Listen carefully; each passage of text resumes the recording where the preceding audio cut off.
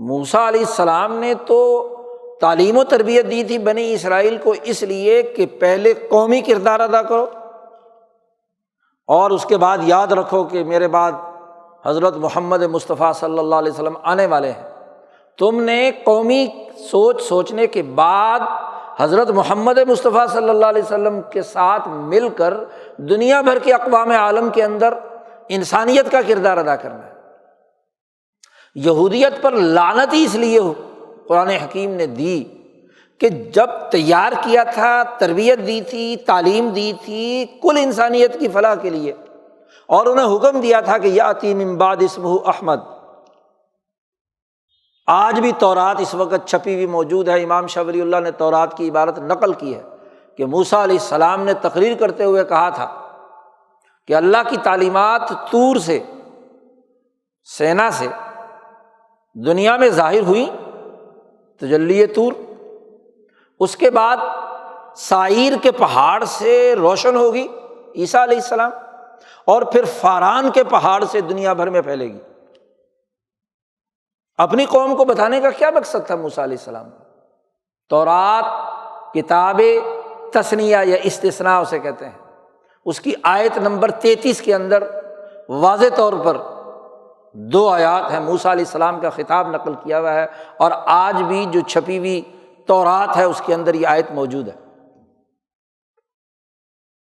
وہاں واضح طور پر موسیٰ علیہ السلام اپنی قوم کو بتلا رہے ہیں کہ یہ جو اللہ کی تعلیمات سینا سے ظاہر ہوئی ہیں،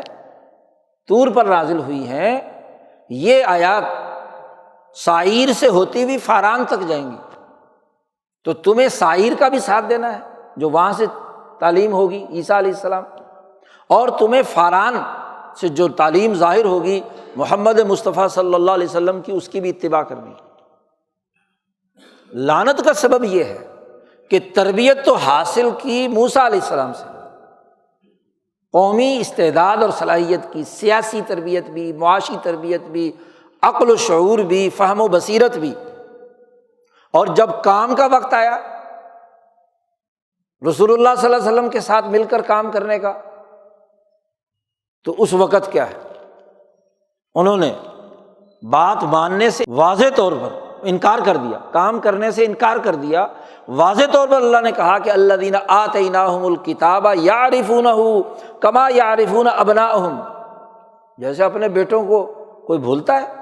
ایسے اے محمد صلی اللہ علیہ وسلم آپ کو جانتے ہیں کہ آپ بالکل برحق نبی ہیں، لیکن کتمان علم، چھپاتے ہیں، یکتمون الحق وہم یعلمون، جانتے ہیں یہ، پھر اس کے باوجود حق چھپا رہے ہیں۔ اس لیے اللہ کا غضب اور لعنت نازل ہوئی کہ ایک آدمی کو، ایک قوم کو تربیت دی تھی ایک مقصد پورا کرنے کے لیے، ایک ڈاکٹر کو تربیت دی جائے قوم کی خدمت کرنے کے لیے، اور وہ اس سے علاج کرنے کے بجائے اس سے ذاتی مفادات اٹھانا شروع کر دے۔ ایک عالم کو قرآن اور حدیث کا علم سکھایا تھا انسانوں کو رہنمائی دینے کے لیے، وہ اسے کاروبار بنا لے۔ جی، ایک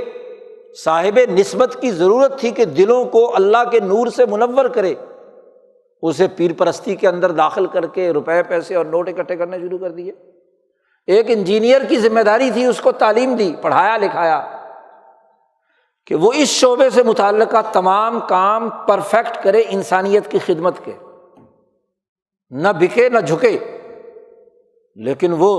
سرمایہ داروں کا ایجنٹ بن جائے اور جعلی سڑکیں پاس کرے، گرتی ہوئی بلڈنگوں کو جائز قرار دے دے۔ تو علم کا غلط استعمال یہ مغضوب علیہم،